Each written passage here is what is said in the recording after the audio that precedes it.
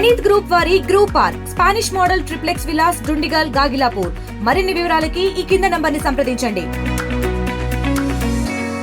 ఈ మధ్య కాలంలో సూర్యుని తాపం పెరిగిపోతుంది. ప్రధానంగా చూసుకుంటే అసలు ఈ వడదెబ్బ ఎందుకు తగులుతుంది, వడదెబ్బ తగిలిన వల్ల మానవుల్లో ఎటువంటి మార్పులు చేకూరుతున్నాయి, అదేవిధంగా ఎటువంటి ఫుడ్ తీసుకోవాలి, ముఖ్యంగా చూసుకుంటే ఈ వడదెబ్బ తగిలిన తర్వాత ఎటువంటి జాగ్రత్తలు తీసుకోవాలి అనే అంశాల కోసం మనతో పాటు మాట్లాడడానికి ప్రముఖ క్రిటికల్ కేర్ స్పెషలిస్ట్ అయినటువంటి డాక్టర్ పిఎస్వి రామారావు గారు మనతో పాటు ఉన్నారు. ఆయనతో మాట్లాడి మరిన్ని వివరాలు తెలుసుకునే ప్రయత్నం చేద్దాం. సార్ చెప్పండి సార్, ప్రధానంగా చూసుకుంటే ఈ రోజుల్లో ప్రస్తుతం చూసుకుంటే గతంలో కంటే ఈ మధ్యకాలంలో విపరీతమైనటువంటి ఎండలు అయితే పెరిగిపోతున్నాయి. ఈ ఎండలు పెరిగిపోవడం కారణంగా చిన్నపిల్లలు కావచ్చు, వృద్ధులు కావచ్చు ఎక్కువగా వడదెబ్బ తగులుతున్న పరిస్థితి కనిపిస్తుంది. అసలు ఈ వడదెబ్బ నుంచి ఎటువంటి ఉపశమనం పొందొచ్చు, వడదెబ్బ తగిలిన తర్వాత ఎటువంటి ఫుడ్ తీసుకోవాలి ఏంటి సార్?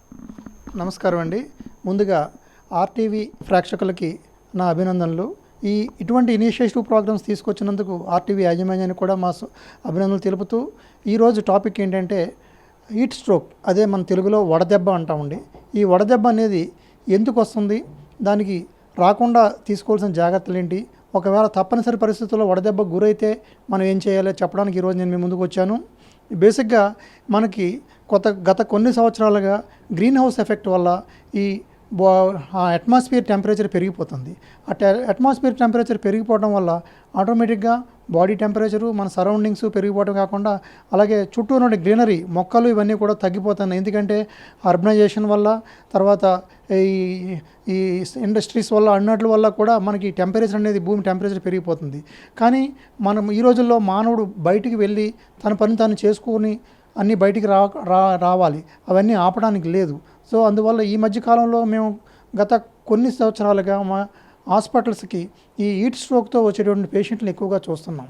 బేసిక్గా హీట్ స్ట్రోక్ ఎందుకు వస్తుందంటే, మన బాడీలో వాటర్ లాస్ అయిపోద్ది టెంపరేచర్కి ఎక్స్పోజ్ అయిన తర్వాత. సో ఆ వాటర్ లాస్ అవ్వకుండా మనం ముందుగానే ప్రికాషన్స్ తీసుకోవాలంటే, మనం ఏదైనా బయటికి వెళ్ళేటప్పుడు పూర్తిగా మన బాడీలో వాటర్ని అంతా కూడా ఉండేలాగంటే మనం ఎక్కువగా రోజు కూడా ద్రవ పదార్థాలు ఎక్కువ తీసుకోవాలి. ఉదయాన్నే మినిమం రోజుకి 3 నుంచి 4 లీటర్లు నీరు తాగాలి. ఈ వేసవి కాలంలో మిగిలిన కాలాల కంటే వేసవి కాలంలో 1.5 to 2 లీటర్స్, అంటే రోజుకి 1.5 నుంచి 2-3 లీటర్స్ ఎక్స్ట్రా తాగుతూ ఉండి బయటికి వెళ్ళాలి. అలాగే బయటికి వెళ్ళిన తర్వాత మనం డైరెక్ట్ ఎండకి ఎక్స్పోజ్ అవ్వకుండా మనం చూసుకోవాలి. అలాగే ఒక తప్పనిసరి పరిస్థితుల్లో ఎండకి ఎక్స్పోజ్ అవుతున్నామంటే మనం ఏదైనా గొడుగు లాంటిది కానీ ఏదైనా కప్పుకునో, లేదంటే ఎక్కువ నీడ పట్టును ఉండటం చేస్తూ ఉండాలి. కప్పుకున్నప్పుడు కూడా మనం తెల్లటి వస్త్రాలు ఎక్కువ కప్పుకోవాలి. ఇంకా మధ్య మధ్యలో ఏమన్నా మనం కొద్దిగా చల్లని నీటితో ముఖం కడుక్కోవడం అవన్నీ చేస్తూ ఉండి ఒకవేళ ఎండలో ఎక్స్పోజ్ అవ్వాల్సి వస్తే చాలా తక్కువ టైం మాత్రమే మనం ఎండలో ఉండి, మిగిలిన ఎక్కువ టైం అంతా కూడా బయట నీడ పట్టున పని చేసుకుంటూ మధ్య మధ్యలో వాటర్ రీప్లేస్ చేసుకుంటూ, ఎందుకంటే మధ్య మధ్యలో వాటర్ రీప్లేస్మెంట్ అంటే ఏం తాగాలి, ముందుగా మనం చల్లటి మంచినీళ్ళు తాగుతూ ఉండాలి. ఇంకా కావాలనుకుంటే చల్లటి బటర్ మిల్క్, ఏదైనా ఫ్రూట్ జ్యూసులు ఇటువంటి తాగుతూ ఉండాలి. మన ఈ మధ్య ఫ్రూట్ జ్యూసులు కూడా బయట మనకి చాలా అవైలబిలిటీ ఉన్నాయి. అవన్నీ కూడా ఎక్కువగా అడల్టరేటెడ్ ఫ్రూట్ జ్యూసులు వచ్చేస్తున్నాయి.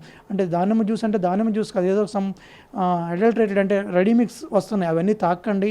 అలాగే తాగేటప్పుడు కూడా మంచి ఫ్రెష్ పళ్ళ నుంచి వచ్చిన జ్యూసులు మాత్రమే తాగండి. అందులో కూడా యాడెడ్ పదార్థాలు ఈ మధ్య కొన్ని ఫ్యాషన్కి కొన్ని అన్నీ యాడ్ చేస్తున్నారు, అవన్నీ యాడ్ చేసుకోవద్దు. అలాగే ఐస్ కూడా యాడ్ చేస్తున్నారు. ఐస్ కూడా శుభ్రమైన ఐసు, ఆర్ఓ వాటర్తో తయారు చేస్తున్న ఐసు. అలాగే ఎందుకంటే ఈ మధ్య మన పరిసరాలన్నీ కూడా ఏదైనా ప్రిపేర్ చేస్తున్న పరిసరాలు ఏవి కూడా ఫ్యాక్టరీస్ అవన్నీ కూడా బాగుంటలేదు. అవన్నీ కూడా మీరు జాగ్రత్తగా చూసుకుని, అలాగే షిఫ్టింగ్ ఆ ఐస్ చూస్తున్నప్పుడు మనం అక్కడ రోడ్డు పక్కన కింద పేసి రోడ్డు మీద కొడుతూ ఉంటారు. ఆ ఐస్ని తీసుకొచ్చి మనం చల్లటి పదార్థాల కింద తయారు చేయడానికి మనం తాగే వాటర్లోని వేయడం వల్ల కూడా కంటామినేట్ అయిపోయి పరిస్థితులు సీరియస్ అయిన కండిషన్లు ఈ మధ్య చాలా చూస్తున్నాం. సో అందువల్ల మీరు ఈ బయట పదార్థాలు తీసుకునేటప్పుడు మాత్రం చాలా జాగ్రత్తలు తీసుకుని శుభ్రంగా ఉన్నాయి, ఏ విధమైన ప్రాబ్లమ్స్ లేవు అన్న దగ్గర మాత్రమే మనం అటువంటి ఫుడ్ తీసుకుని వెళ్ళండి.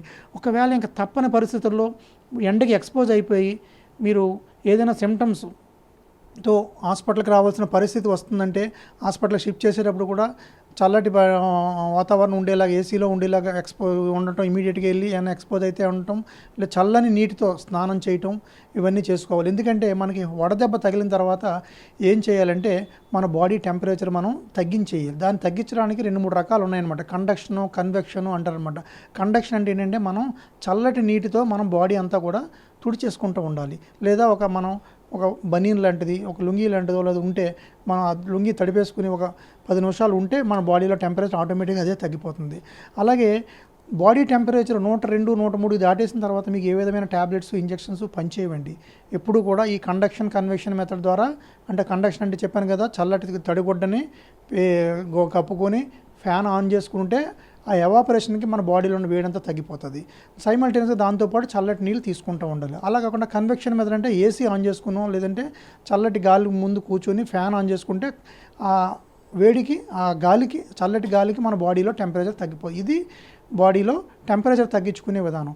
అప్పటికి తగ్గట్లేదు, పేషెంట్ తెలివి తప్పుతున్నాడు, పేషెంట్ పరాక్ అవుతున్నాడు అంటే మాత్రం ఇమీడియట్గా హాస్పిటల్ తీసుకుని వచ్చి హాస్పిటల్లో డాక్టర్ల పర్యవేక్షణలో మాత్రమే ట్రీట్మెంట్ తీసుకోవాలి. ఎందుకంటే 102 టెంపరేచర్ దాటేసిన తర్వాత బాడీ టెంపరేచర్ రెగ్యులేషన్ మెకానిజం అని ఉంటుంది మన బాడీకి. 102 దాటేసిన తర్వాత ఆ టెంపరేచర్ రెగ్యులేషన్ మెకానిజం అనేది మనకి బాడీలో పనిచేయదు. ఎందుకంటే పనిచేయదంటే మన బాడీలో టెంపరేచర్ తగ్గించడానికి ఒక రకంగా, అలాగే టెంపరేచరు బాడీ తగ్గిపోతే మన బాడీ టెంపరేచర్ పెంచడానికి ఒక రకమైన మెకానిజమ్స్ అన్నీ కూడా మన బాడీలో ఉన్నాయి. కానీ టెంపరేచర్ 102, 103 దాటేసిన తర్వాత మన బాడీలో టెంపరేచర్ రెగ్యులేషన్ మెకానిజం పాడైపోతుంది. సో అప్పుడు కంపల్సరీగా మీరు హాస్పిటల్కి వచ్చి డాక్టర్ పర్యవేక్షణలో దాన్ని తీసుకోవడానికి, ఎందుకంటే చల్లటి ఐవీ ఫ్లూయిడ్స్, చల్లటి స్టమక్ వాషులు, చల్లటి పెరిటోనియల్ ల్యాబేజెస్ ఇవన్నీ కూడా మేము చేస్తాం. అవన్నీ చేసుకోవాలి. ఎందుకంటే మందులు అనేవి 103 దాటిన తర్వాత పనిచేయవు. అందువల్ల దానికి మీరు జాగ్రత్తలు తీసుకోవాలి. అలాగే టెంపరేచర్ 102 దాటిన తర్వాత కొంతమందికి ఫిట్స్ వచ్చేస్తుంటాయి, కొంతమంది ఊపిరి తీసుకోవడానికి ఇబ్బంది అవుతుంటారు, కొంతమందికి బాడీలో మజిల్ మాస్ కూడా ఇరిగిపోయి కిడ్నీ ప్రాబ్లమ్స్ ఇవన్నీ రావడానికి కూడా చాలా అవకాశాలు ఎక్కువ జరుగుతాయి. అందువల్ల ఎప్పుడు కూడా 103 దాటనకూడదు మన టెంపరేచర్ని. ఎప్పుడు కూడా 103 కంటే లోపు ఉండడానికి మనం ఏం చేయవలసిన జాగ్రత్తలు ముందు చెప్పినవన్నీ కూడా చేసుకుని ఆ డాక్టర్ల పర్యవేక్షణలో ట్రీట్మెంట్ తీసుకుంటే రికవర్ అవడానికి అవకాశాలు ఎక్కువ ఉంటాయి. అలాగే అలా కాకుండా టెంపరేచర్ 103తో గంట దాటేసి 2 గంటలు దాటేసిన తర్వాత మీరు హాస్పిటల్ తీసుకొని వచ్చినా కూడా పేషెంట్ రికవరీ అవ్వడు. ఎందుకంటే కోమాలోకి వెళ్ళిపోతాడు, కిడ్నీ ప్రాబ్లం రావడానికి అవకాశాలు ఉంటాయి. సో అవన్నీ రాకుండా జాగ్రత్తలు తీసుకొని చేయాలి. ఈ అన్నిటికంటే ముందుగా మీకు ఇందాక చెప్పినట్టు చల్లటి పదార్థాలు తీసుకోవాలని చెప్పాను చూసారు మీరు. చల్లటి పదార్థాలు అంటే ఫ్రూట్ జ్యూసెస్, మజ్జిగ, బటర్ మిల్క్, చల్లటి మంచినీళ్ళు, అలా కాకుండా ఈ మధ్య గవర్నమెంట్ ప్రిస్క్రైబ్ చేసిన ఓఆర్ఎస్లు తాగొచ్చు. అలా కాకుండా టెట్రా ప్యాక్స్ అనేవి, రెడీమేడ్ ప్యాక్స్ అనేవి ఈ మధ్య అవైలబిలిటీ వస్తున్నాయండి. వాటి జోలికి మాత్రం వెళ్ళకండి. ఎందుకంటే అందులో యాడెడ్ షుగర్ ఉంటుంది. ఆ షుగర్ ఎక్కువ ఉండటం వల్ల మళ్ళీ మోషన్స్ అవ్వటం, మళ్ళీ బాడీలో ఫ్లూయిడ్స్ అన్నీ లాస్ అవ్వడానికి కూడా అవకాశాలు ఎక్కువ ఉన్నాయి. సో అందువల్ల మీరు ఆ టెట్రా ప్యాక్స్ అనేవి, ఓఆర్ఎస్ఎల్ అనేటువంటి ప్యాకెట్స్ రెడీమేడ్గా దొరుకుతున్నాయని చెప్పేసి వాటిని మాత్రం తీసుకోవద్దు. ఒకవేళ ఎలక్ట్రోలైట్స్ లాస్ ఉందని మీకు అనిపించినప్పుడు మీరు ఓఆర్ఎస్ ఆర్ వ్యాలైట్ అనేటువంటి పౌడర్స్ ఉన్నాయి. ఆ పౌడర్స్ని ఒక గ్లాస్ వాటర్లో కలుపుకొని తాగుతూ ఉంటే మధ్య మధ్యలో మీకు బాడీలో అది న్యాచురల్ ఫ్లూయిడ్ అనమాట. అది ఎందుకంటే గవర్నమెంట్ WHO ప్రిపేర్ చేసినటువంటి పౌడరు, దానికి మాత్రమే సపోర్ట్ ఎవిడెన్సెస్ ఉన్నాయి. మిగిలిన ఈ మనకు రెడీమేడ్గా దొరుకుతున్నటువంటి ప్యాక్స్ అవన్నీ కూడా ఆర్టిఫిషియల్ ఫ్లేవర్స్ యాడ్ చేసి, షుగర్స్ యాడ్ చేసి తయారు చేయడం వల్ల వాటి వల్ల మళ్ళీ మోషన్స్ అవ్వటం, వామిటింగ్స్ అవ్వడానికి అవకాశాలు ఎక్కువ ఉన్నాయి. కాబట్టి వాటిని మీరు అవాయిడ్ చేయమని నేను ఈరోజు ఈ ఆర్టీవీ ఛానల్ ద్వారా మన ప్రజలకి, మన ప్రజలందరికీ కూడా విన్నవిస్తున్నాను. అంటే ముఖ్యంగా చూసుకుంటే జనరల్గా వడదెబ్బ తగిలిన తర్వాత కూడా, అంటే కొన్ని సందర్భాల్లో కొంచెం బలంగా ఉన్న వ్యక్తులకు కూడా వడదెబ్బ తగులుతుండే, కానీ వడదెబ్బ తగిలిందనే విషయం కూడా తెలియదు అనమాట.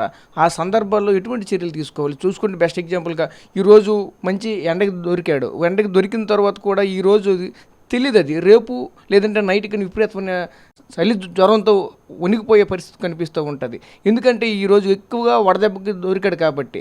కనుక కొన్ని సందర్భాలు తెలియక వేరే ట్రీట్మెంట్లకు వెళ్తున్నటువంటి పరిస్థితి కనిపిస్తుంది. ఇటువంటి వాళ్ళకి ఎటువంటి సజెషన్స్ ఇస్తారండి? అంటే వడదెబ్బలో ఎక్కువ ఎక్స్పోజ్ అవ్వడం, వడకి మన ఎండకి ఎక్స్పోజ్ అయిపోవడానికి మనకు సిమ్టమ్స్ అంటే మనకి దాహం ఎక్కువ వచ్చేస్తుంది. ఫస్ట్ సిమ్టమ్ ఎవరికైనా సరే ఎక్కువ దాహం వేయటం, థ్రస్ట్ అంటాం అనమాట. ఆ దాహాన్ని మనం ప్రివెంట్ చేయాలి. ప్రివెంట్ చేయాలంటే మనం ఆర్ఆర్గా ఎక్కువగా మనం ఫ్లూయిడ్ రీప్లేస్మెంట్ చేసుకుంటూ ఉండాలి. ఇందాక చెప్పినట్టుగా ఏదైనటువంటి న్యాచురల్ ఫ్లూయిడ్స్ మాత్రమే మనం తీసుకుంటూ ఉండి, చల్లటి పదార్థాలు తీసుకుంటూ ఉండి మన బాడీలో ఫ్లూయిడ్ రీప్లేస్మెంట్ జరగకుండా చూసుకోవాలి. ఎందుకంటే మన బాడీ అనేది ప్రతి దానికి కూడా కొంచెం కాంపన్సేట్ చేస్తుంది. కొంత లెవెల్ వరకు కూడా దాన్ని బాడీలో కాంపన్సేట్ చేసి మనకు ఏది విధమైన ప్రాబ్లం రాకుండా చూస్తుంది. ఈ లోపల మనం మళ్ళీ దాన్ని ఏదైతే లాస్ ఉన్నాయో అవన్నీ కూడా మనం రీప్లేస్ చేయాలి. అండ్ రీప్లేస్ చేయటం అంటే మనం ఇస్తూ ఉండాలి ఫ్లూయిడ్స్ అనమాట. అవి ఇవ్వకుండా అంటే ఇనీషియల్గా బాగానే ఉంటుంది, మనం 1 గంట 2 గంటలు కూడా మనం బాడీ తట్టుకుంటుంది. మన బాడీ తట్టుకున్న తర్వాత ఇంటికి వెళ్ళిపోయి మళ్ళీ మన బాడీలో లాస్ అయిపోయిన ఫ్లూయిడ్స్ మనం రీప్లేస్ చేయలేదు అనుకోండి, అది పర్మనెంట్ డ్యామేజ్ కింద జరిగి కిడ్నీ ప్రాబ్లం రావడానికి, మజిల్స్ డ్యామేజ్ అయిపోయి మయోగ్లోబినోపతీస్ రావడానికి, ఫిట్స్ వచ్చేదానికి అవకాశాలు ఎక్కువ ఉంటాయి. కాబట్టి ఒకసారి ఎక్కువ ఎక్స్పోజ్ అయినా కూడా ఇంటికి వెళ్ళి కూడా మనం ఫ్రీక్వెంట్గా వాటర్ మనం ఎంత తాగగలిగితే అంత తాగటమే. ఎంత తాగగలిగితే ఎంత అంటే యూజువల్గా ఏంటంటే మనకి ఎక్కువ ఎండగా ఎక్స్పోజ్ అయిపోయినప్పుడు మనకి పోసుకోవడం తగ్గిపోద్ది, అంటే యూరిన్ అవ్వదు. ఎందుకంటే అదో అదే బాడీలో కాంపన్సేషన్ మెకానిజం. సో మనం ఎప్పుడు వరకు వాటర్ తాగుతుండాలంటే మనకి యూరిన్ వచ్చేంత వరకు కూడా రీప్లేస్మెంట్ ఫ్లూయిడ్స్ తాగుతూ ఉండి మనకి నీరుడు నార్మల్గా అయిపోతుంది, మన బాడీలో టెంపరేచర్ తగ్గిపోయింది, మనకి హెడేక్ లేదు, ఫీవర్ లేదు అనుకునేంత వరకు కూడా మనం ఫ్లూయిడ్స్ ఎంత బాగుంటే అంత తీసుకుంటే ఈ కాంప్లికేషన్స్ అనేవి మనం ప్రివెంట్ చేసుకోగలుగుతాం అనమాట. చిన్నపిల్లల్లో ఎక్కువగా కనిపిస్తూ ఉంటుంది, వాళ్ళైతే ఇన్ టైంకి వాటర్ తాగడం కానీ సఫిషియెంట్ ఫ్లూయిడ్స్ తీసుకోవడం కానీ ఏది కూడా ఉండదు. ఎందుకంటే ఆటలో పడిపోయితే మాత్రం పూర్తిగా మర్చిపోయిన పరిస్థితి కనిపిస్తుంది. పిల్లల్ని ఏ విధంగా కేర్ తీసుకోవాలి ఈ టైంలో? యూజువల్గా పిల్లలు పెద్దలు అంటే చిన్నపిల్లలకి పెద్దలకి హై రిస్క్ గ్రూపులు అంటారనమాట.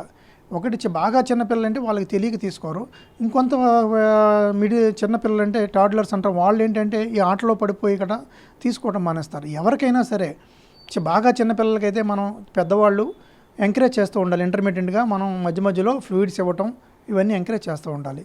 అలా కాకుండా కొంచెం ఈ బయటికి ఆడుకోవడానికి వెళ్ళిన వాళ్ళు మాత్రం కంపల్సరీగా ఎక్కడ దొక్కినా ఏదో ఒకటి తాగుతూ ఉండాలి బయట అన్నీ కూడా. ప్రాబ్లం ఏంటంటే ఈ రోజుల్లో ఇంతకుముందు మనకి బయట ఎక్కడ పడితే అక్కడ వాటర్ తాగడానికి అది అవకాశాలు ఉండేవి. ఈ రోజులు అన్నీ కొనుక్కొని తాగాల్సిన పరిస్థితి రావడం వల్ల ఎక్కువ మంది వాటర్ తాగకుండా అలా ఉండిపోవడం వల్ల కూడా ఈ కాంప్లికేషన్స్ ఎక్కువ వస్తున్నాయి. సో అందుకని మనం పబ్లిక్ కూడా అవేర్నెస్ క్రియేట్ చేయడం, ఎక్కడికక్కడ వాటర్ ఫెసిలిటీ లేదంటే చలివేంద్రాలు లాంటివి అటువంటి ప్రొవైడ్ చేస్తే ఎక్కువ మంచినీళ్ళు తాగి ఇటువంటి కాంప్లికేషన్స్ రాకుండా ప్రివెంట్ చేసుకోగలుగుతారు. Okay sir, thank you. ఇది చూసాం కదా, ప్రధానంగా చూసుకుంటే ఒకటే చెప్తున్నారు, ఏదైతే ప్రస్తుతం ఉన్నటువంటి ఈ ఎండలకైతే మాత్రం ఎక్కువగా వడదెబ్బ అయితే తగులుతూ ఉంటుంది. అది ఈ వడదెబ్బ నుంచి ఎటువంటి విధంగా ఉపశమనం పొందాలి, ప్రధానంగా చూసుకుంటే ఈరోజు చిన్నపిల్లలు కావచ్చు, వృద్ధులు కావచ్చు, ఎక్కువగా ఈరోజు వడదెబ్బ బారిన పడి అస్వస్థతకు గురవుతున్న పరిస్థితి కనిపిస్తుంది. అస్వస్థతకు వచ్చేటప్పుడు ఎటువంటి జాగ్రత్తలు తీసుకోవాలి, ఎటువంటి ఫుడ్ తీసుకోవాలి అనే అంశం అయితే మనతో పాటు ఈరోజు కులంకుశంగా చర్చించే ప్రయత్నం అయితే జరిగింది. మరిన్ని వీడియోస్ కోసం ఛానల్ ని సబ్స్క్రైబ్ చేయండి, లేటెస్ట్ అప్డేట్స్ కోసం వాట్సాప్ ఛానల్ ని ఫాలో అవ్వండి, అండ్ లింక్ డిస్క్రిప్షన్ లో ఉంది.